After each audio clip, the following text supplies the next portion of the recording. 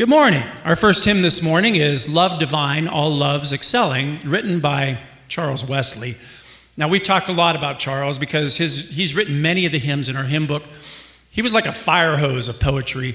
As we've noted, he's written somewhere between around 9,000 literary texts, and he's anywhere between 3,000 and 6,000 in the number of hymns that he's written. A friend of his, Henry Moore, noted how Charles kept a card in his pocket so that he could jot down his hymns in shorthand when he was out and about riding his pony. He would come into the house then and crying, "Pen and ink, pen and ink." And then they would give that to him and he would complete the hymn that he had been composing.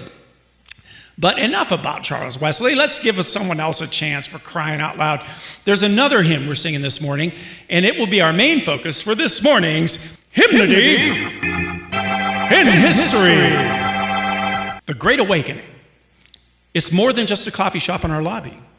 Outside our church family and inside many dusty history books, it refers to one of the greatest global revivals that the church has ever experienced.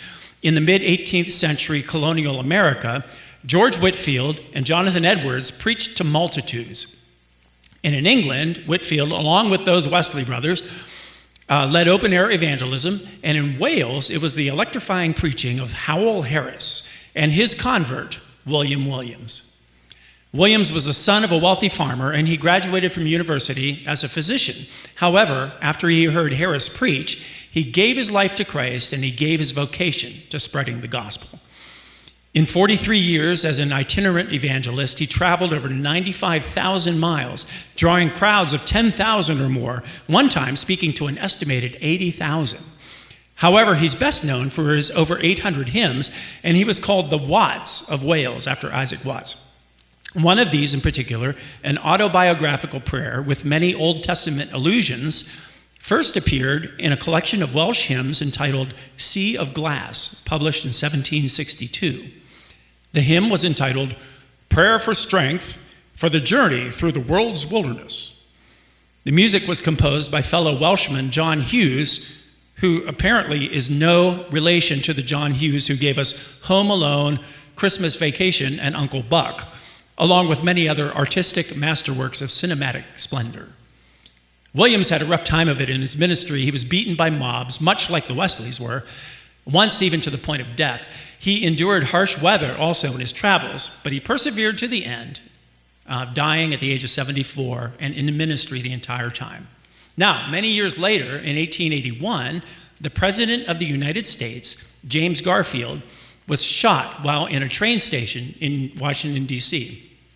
He held on for 2.5 months before succumbing to his wounds and the infections that were related to them caused by his doctors.